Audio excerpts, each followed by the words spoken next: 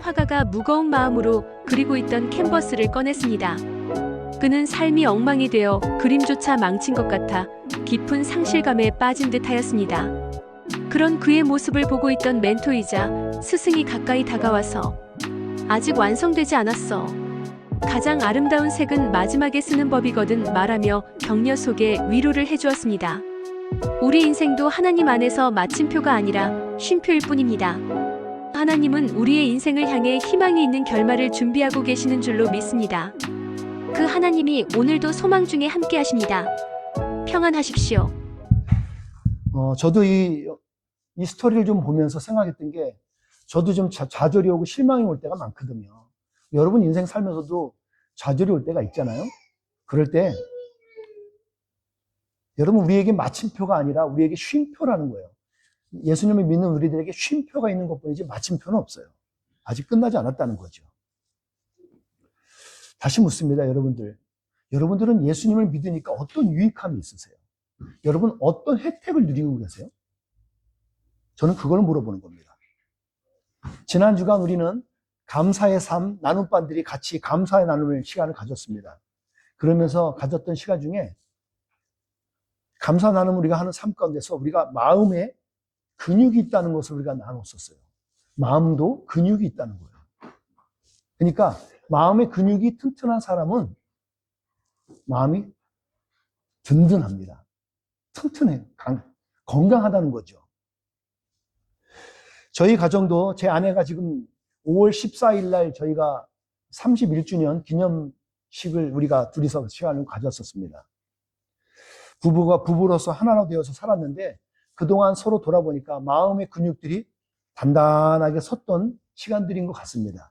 어떻게 하냐면, 근본 우리가 또 위기를 또 맞았을 때 저희 가정이 믿음의 담력을 가지고서 우리가 그 근력과 함께, 마음의 근육과 함께 잘 이겨낼 수 있더라 이겁니다. 그걸 보고서 우리가 좀 검증을 해봤던 시간이기도 합니다. 여러분, 오늘 말씀을 통해서 하나님의 선하심을 맛보아 아는 그런 기적이, 그리고 은혜가 있어지기를 축복합니다. 하나님의 은혜를 맛보아서 알아야 돼요. 우리가 알듯이 하박국 선지자는요, 구약에 나오는 하박국 선지자는 오직 의인은 믿음으로 말미암아 산다고 아주 강력한 메시지로 나눠요. 오직 의인은 믿음으로 말미암아 산다는 겁니다. 그렇기 때문에 의인이 누릴 수 있는 혜택들이 있고 축복이 있다는 겁니다. 그리고 성경 전체의 메시지를 우리가 좀 살펴보게 되면 성경은 우리에게 지속적으로 말하는 게 있어요. 예수님을 믿는 그리스도인 당신들은 의인의 삶을 살아야 된다는 거예요. 의인의 삶을. 그렇게 우리의 삶을 살라고 격려해주고 있어요. 응원해주고 있다고요. 의인의 삶을 살 때에 주어지는 혜택이 있기 때문입니다. 오늘 본문 중심으로 제가 의인에게 주어지는 혜택을 살펴보게 될 겁니다. 딱 두 가지만 우리가 딱 집어서 보게 될 텐데 그것이 무엇인지를 함께 보도록 하겠습니다. 여러분, 우리에게 첫 번째 주어지는 것은 소망이 있습니다. 우리에게 소망이 있게 돼요. 그 얘기 뭐냐면, 의인에겐 소망이 있겠지만 악인에게는 소망이 없다는 얘기입니다. 오늘 말씀에도 나옵니다. 여러분들 넷플릭스에서 데블스 플랜이라는 프로그램 보신 분 있으세요? 저는 그거를 얼떨결에 해서 봤는데, 제가 이거 중간에 보면 결코 재미없어서 못 봅니다. 이해를 못 하거든요. 그리고 그 전에도 있었다는데 끝까지 다 보진 않았었어요. 장동민인가 뭔가 걔가 또 옛날에 첫 번째로 승리했던 그런 프로그램이 있다던데, 요번에 것은 제가 데블스 플랜이라는 것을 두 번째 시즌에 나온 건데, 제가 그건 처음부터 끝까지 다 봤어요. 너무너무 재밌게 봤습니다. 되게 인상적이었던 게 재밌었어요. 그런데 되게 씁쓸한 감정이 남아 있었어요. 왜냐하면 그 게임에 임한 각 사람들의 안에 있는 숨어있는 야망, 그리고 그 사람이 가졌던 삶의 자세들, 이것들이 쏙쏙쏙 드러나서 다 밝혀지거든요. 그걸 보면서 좀 쓰스름했어요. 데블스라는 말처럼 악마의 플랜이거든요. 악마의 표현이니까 사람 안에 숨어있는 이 악한 근성들이 그냥 다 분출돼서 나오게 만드는 프로그램이에요. 그러니까 거기서 뭐랄까 그 폭력 이게 폭력 쓰는 거 없고 욕을 안 할 뿐이지 그 외의 것은 다 나와요. 어떤 사람의 비열함, 야비함, 배신, 모략, 그 팀을 쪄갖고 한 사람을 딱 몰아치우는 거 다 돼요, 다 돼. 수단과 방법을 가리지 않고 1등을 하면 되는 거예요. 결국 1등 했던 사람이 그 모든 걸 다 하고서 1등을 해요, 나중에. 자기하고 편대에서 한 편이었던 사람은 결국 이겨야 돼요. 그런 걸 보면서 양심상 그리고 또 한편으로는 마음이 약한 사람들은 그 순서대로 떨어지더라고요. 그런 걸 보면서 야, 누가 떨어질까? 거기에 보면 이세돌이라는 사람도 나왔습니다. 이세돌이 얼마나 많은 수를 볼 수 있는 사람이에요. 근데 이세돌은 사람들과 이게 융화를 잘 못해요. 항상 독고다이야. 그러니까 좀 지나다 떨어지고 죽더라고요. 사람들이 같이 표현을 안 하니까. 그 머리 똑똑한 사람이 죽어요. 어쩔 수 없어요. 저는 오늘 이 이야기를 같이 나누면서 오늘 읽은 성경 본문에서 잠언서 기자가 악인에 대한 마음을 아주 디테일하게 표현한 부분들이 있습니다. 악인. 의인의 반대 악인이요. 악인에겐 소망이 없대요. 왠지 아세요? 악인은 자신의 힘으로 쟁취하기 때문이에요. 자신의 힘으로 빼앗아야 되는 거예요. 선하고 착하게 방법으로는 통하지 않습니다. 본문에서 악인은 의인의 집을 살펴본다 그러잖아요. 이유가 뭔지 아세요? 탐하는 거예요. 거기를 탐하고 가지고 싶고 허물고 싶은 거예요.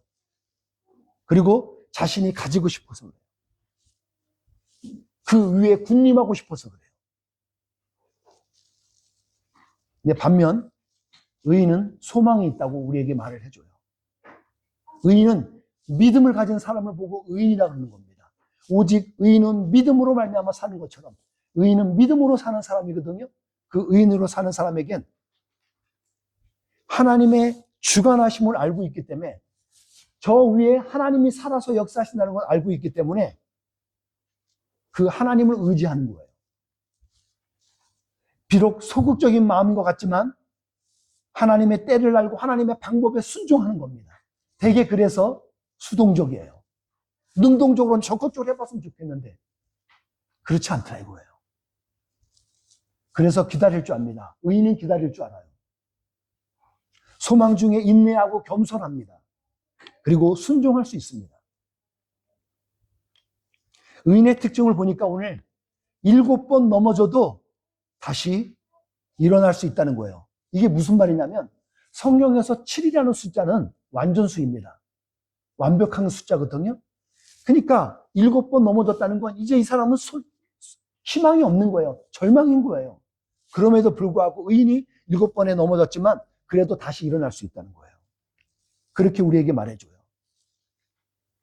그럼 의인에게 주어지는 재앙은 어떻게 우리가 해석해야 돼요?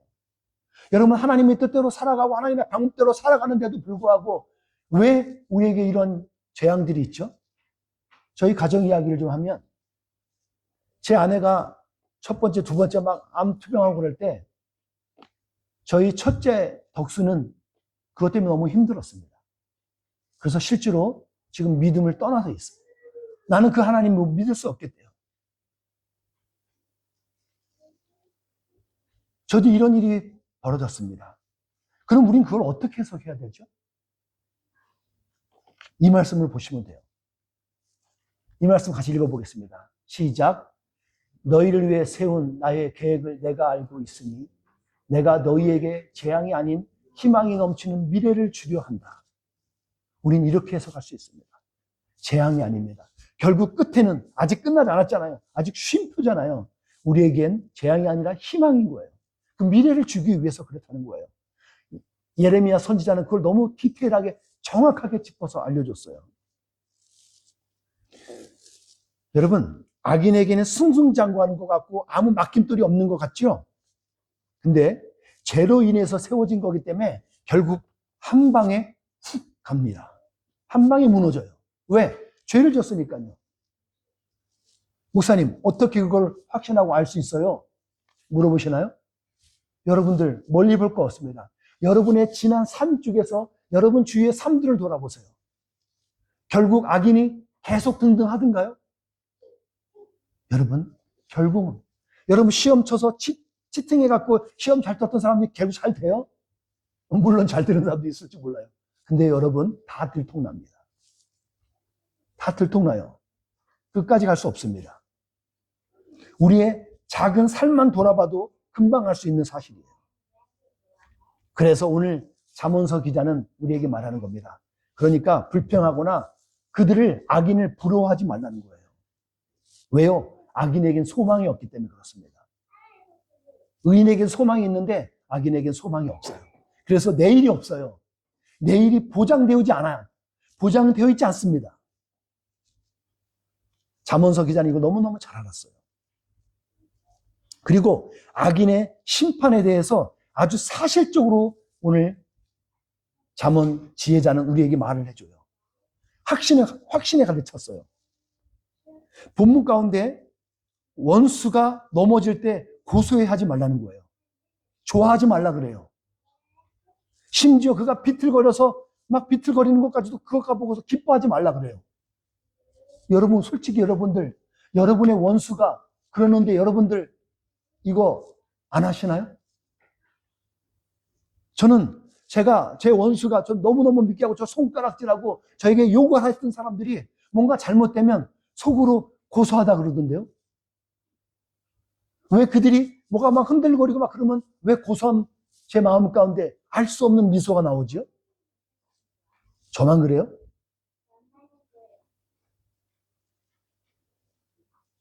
오늘 시편에 잠언서에 나와 있는 이 잠언서의 지혜자도 이 마음을 너무 잘 알았던 것 같아요. 아니, 그도 그걸 경험했던 것 같아요. 그렇지 않고 어떻게 표현할 수 있을까요? 그 마음 가운데 그게 있었던 것 같아요. 왜 잠언서 기자는 이렇게 말을 했을까? 묵상해 봤습니다. 그 구절을 다시 한번 보는데 오늘 성경 본문 가운데서 나와 있는 게 그렇게 의인이 좋아하는 것을 보고 하나님께서 불쾌하면 그 분노가 멈출 수도 있다는 거예요. 왜 이걸 말씀하시지? 그러면은 왜 이렇게까지 말씀하셔? 멈추면 좋은 거 아니에요? 그러면 누군가가 원수가 심판받는 거 멈추면 하나님의 뜻을 따라 하나님의 사랑으로 좋은 거 아니에요? 근데 왜 이렇게 말을 하지? 오늘 악인이 가지고 있던 그 악인들을 향한 징계나 심판은 하나님의 영역이 아닌 것을 오늘 우리에게 말해주는 것 같습니다. 그걸 말해주는 것 같아요. 악인들에게 하는 심판, 너희들은 신경 쓰지 마. 왜? 원수 갚는 것은 하나님께 있다 그랬잖아요. 원수 갚는 건 하나님께 있어요. 그러니까 그것 때문에 너희 마음 빼앗기지 말라는 거예요. 이 말씀 보십시오. 시편에 나와 있는 다윗왕이 너무너무 유명한 다윗왕이 말을 합니다. 다윗왕은 너무너무 억울한 일 많이 당했어요. 분명히 자기는 선한 일을 했는데 사울왕한테 죽임을 당해야 되는 것들, 그리고 원수들에게 쫓겨나야 되는 일들, 그 모든 상황에서 그는 너무너무 억울했지만 시편에서 이렇게 고백합니다. 함께 읽어볼게요. 시작. 주님, 내가 무엇을 추구해야 한단 말입니까? 주님만이 나의 소망이십니다. 시편 39편 7절에서 다윗왕은 고백하는 거예요.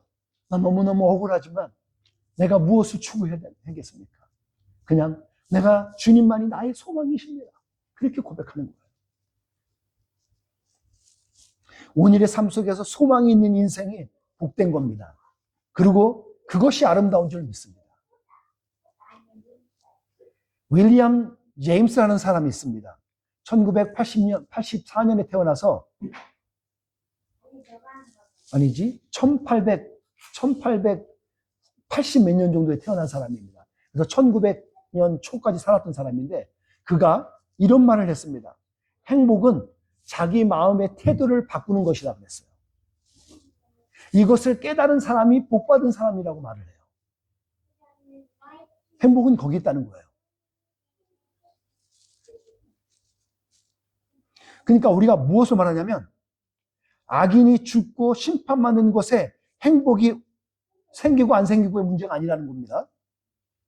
자신의 마음의 태도를 바꿀 때 행복과 복이 찾아온다는 것을 얘기해 주는 거예요. 우리의 마음의 태도를 바꿀 때요. 여러분, 사람에게는 오감이 있어요. 알아맞힐 수 있나요? 오감? 어떤 게 있어요? 시각, 청각, 후각, 미각, 촉각. 이게 5개가 있습니다. 이 중에서 우리가 많이 좀 가지고 있는 게 맛하고 관련된 게 미각이잖아요. 여러분들, 저도 이번에 조사하면서 알았는데 미각에서 5가지 미각이 있답니다. 여러분 알아맞힐 수 있으세요? 저는 하나는 확실히 여러분 틀릴 거라고 확신하고 있는데, 미각 중에 첫 번째 어떤 게 가지고 있어요? 쉽게 아는 거. 단맛, 쓴맛, 신맛. 그리고 나서 매운맛. 자, 그리고 짠맛. 5가지 끝났네요. 근데 여러분, 나중에 찾아보세요. 우리가 잘못 알고 있었더라고요. 공식적으로는 감칠맛이 있대요. 그리고 우리가 흔히 알고 있던 매운맛은 맛으로 평가되지 않는답니다. 어이? 이게 뭐지? 저는 이게 의아했어요. 더 찾아봤어요. 그랬더니 매운맛은 우리의 맛의 통각이라 그래갖고 매술 자극해갖고 우리를 이게 너무 뭐랄까 자극적이게 만든 거랍니다. 통증을 유발하는 거래요. 그래서 공식적으로는 그 매운맛은 5가지 맛에 들어가지 않는답니다. 대신 감칠맛이 들어간대요. 감칠맛. 왜? 미원에서 우리가 흔히 맛보는 감칠맛. 제가 이렇게 말하는 건 오늘 말씀 안에서 영적인 것으로 볼 때도 그 말씀의 쓴맛도 있거든요. 여러분, 맛은 다 우리에게 중요한 거예요. 미각 다 있어야 돼요. 골고루. 근데 말씀의 쓴맛은 하나님의 뜻을 알게 하는 효과가 있대요. 그런데 다른 것 중에 하나가 말씀의 단맛은 우리의 영혼을 깨운다는 거예요. 우리는 이 말씀에 기울이는 거죠. 이렇게 지루한 시간이지만 그 말씀 하나 받으려고 기다리고 있는 거죠. 말씀 안에서 단맛은 다른 예도 많이 있겠지만 그게 바로 오늘 본문에서 보여주는 단맛은 지혜를 말하는 겁니다. 지혜가 있어야 돼요. 하나님이 주신 말씀 안에서 우리가 지혜의 맛을 딱 맛보면 우리가 맑아져요. 영혼이 맑음이 느껴진다는 겁니다. 무엇을 말하는 거냐면 의인이 누리는 혜택 2번째는 지혜를 주어진다는 거예요. 지혜가 주어진다는 거예요. 하나는 우리가 소망을 가지는 거고 또 하나는 지혜가 주어진다는 겁니다. 이 지혜는 어디서 오는가 찾아봤더니 은혜에서 와요. 은혜 있는 사람에게 지혜가 오더라 이겁니다. 에베소서 2장 8절을 한번 읽어보겠습니다. 시작. 여러분은 하나님의 은혜 안에서 믿음으로 구원을 받았습니다. 여러분은 스스로는 믿음을 얻을 수 없습니다. 구원은 하나님의 선물입니다. 우리가 계속 수없이 많이 봐왔던 말씀입니다. 여러분, 우리가 받은 구원은 믿음으로 받았는데 하나님의 은혜 안에서 받은 겁니다. 은혜예요, 은혜. 은혜가 먼저입니다. 제가 만약에 딸을 낳는다면 딸은 첫째를 은혜라고 할 겁니다. 이 집은 첫째 딸을 진짜 은혜라고 딱 지었죠. 둘째는 지혜라고 지어야 되는데 왜 지혜를 안 지었는지 약간 아쉽습니다. 은혜하고 지혜. 해자 돌리면 얼마나 좋습니까? 제가 우리 2 아들이 있는데 아들을 제가 이름을 줬다면 아마 저는 이렇게 이름을 짓지 않을까 싶습니다. 소망과 평강으로 지었을 것 같아요. 소망과 평강. 근데 우리 원로 목사님께서 덕수, 길수. 요즘 덕수기요, 뭐, 이름도 많이 있던데, 아마 그 이름을 질 것 같아요. 은혜와 지혜. 이 2 이름이 너무너무 귀한 이름이기도 해요. 은혜가 참 중요합니다. 왜냐하면, 우리가 말씀을, 사무엘상 3장 12절 말씀 보면 나오는데, 솔로몬 왕이 은혜로 지혜를 받았어요. 은혜로. 그냥 지혜가 주어지지 않았습니다. 하나님께서 밤에 잠을 자면서 하나님께서 주신 거예요. 그뿐이 아닙니다. 예수님도 그 키가 자라고 하지만 지혜가 자랐다는데 하나님의 은혜가 아이와 함께 하였다 그래요. 그 위에 함께 하였다는 겁니다. 그 지혜 위에 은혜가 있는 거예요. 그래야지 우리가 지혜를 누릴 수 있습니다. 은혜는 하늘로부터 하나님께서 주시는 겁니다. 그 은혜로 인해서 구원함을 입는 것처럼요. 그 은혜를 받은 신자에게 열매로 주어지는 것이 바로 지혜예요. 열매로 주어지는 것입니다. 그래서 하나님을 아는 지식이 우리에게 중요한 게 이것으로부터 은혜와 지혜가 뒤따르기 때문입니다. 동일한 원리로 우리가 자세로 보시면 알 수 있는 게 은혜는 하나님께서 주체가 되어주시는 거예요. 하나님이 주관자 되셔서 하나님께서 우리에게 주시는 것입니다. 그 은혜 안에 살아가는 자가 성령 하나님의 안에서 지혜로운 삶을 열매로 누릴 수 있게 되는 겁니다. 그러니까 은혜 있는 자에게 지혜의 꽃이 피어나게 되는 것이고요. 지혜로운 사람은 은혜를 가까이 하는 삶을 살게 되어 있습니다. 결과적으로 우리는 은혜로 사는 법을 배워야 하는 겁니다. 오늘을 살아가는 우리의 의인들의 삶이 그렇기 때문에 그래요. 의인들의 삶이 그러기서 나오기 때문에 그렇습니다. 말씀을 마무리하면서 저희 가정의 이야기를 하겠습니다. 저희가 이렇게 좀 힘든 시간을 가지니까 그 힘든 시간들 속에서 하나님께서 우리를 위로하시는데, 다시 말해서 하나님의 은혜를 우리에게 덧입히시는데 여러 손길들을 통해서 우리를 위로하시더라고요. 여러분, 그런 위로들이 어디서 올까요? 그들의 선한 마음 단순히 하나만 뿐일까요? 여러 가지 이야기가 있지만 알지도 못하는 어떤 부분에서 이런 소식이 전해졌을 때 맛있는 음식을 해먹고 사 먹으라고 또 헌금을 보내주신 분도 있어요. 어떤 분들은 아프다고 아내가 수술할지 힘들지 모르니까 음식을 해가지고 와서 우리 확 갖다 주신 분도 있어요.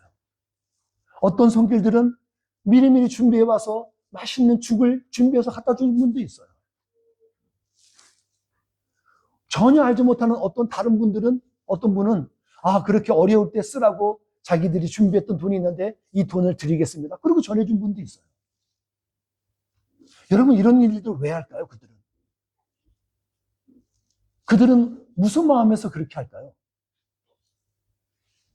제가 확신할 수 있는 것은 하나님을 믿는 믿음 안에서 하나님의 감동을 가진 사람들, 하나님의 사랑을 체험한 사람들, 그들이 은혜 안에서 하지 않을까요?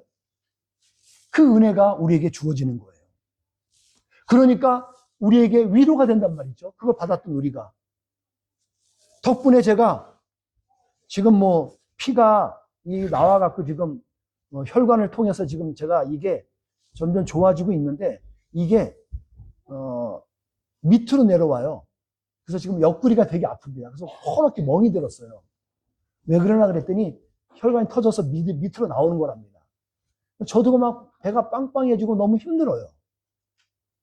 근데 덕분에 지금 아내한테 이렇게 보내는 음식도 보내 저도 맛있게 먹다 보니까 배도 나오면서 배가 아프고 막 아픔에도 불구하고 행복한 아픔을 겪고 있습니다. 예. 은혜로 인해서 의인에게 소망이 주어지니까 그 소망 가운데 또 하나님이 주시는 지혜도 주어지더란 말이죠. 그래서 시간이 남으니까 제가 그러니까 여러 가지도 시도해보고 만들어보고도 그래요. 그리고 그러니까 지혜가 막 꽃을 피는 것 같습니다. 그리고 하나님을 아는 지식도 꽃을 피워요. 하나님을 더욱더 깊이 아는 시간이 되어지는 것 같습니다. 여러분, 고난이 결코 아프고 힘든 것만은 아닙니다. 고난이 우리에게 주는 유익이 또 있어요. 지혜를 주니까요. 여러분, 말씀을 마무리하겠습니다. 이 한 주간 잠언 기자의 말씀을 기억하실 은혜가 있길 바랍니다. 우리의 일상에서 영적인 단맛임, 아주 단맛이죠. 그게 지혜거든요. 그 지혜가 여러분 가운데 넘쳐나길 축복합니다. 그리고 그 지혜로운 삶 속에서 소망이 마음껏 웃음 지어지기를 축복합니다. 기도하겠습니다.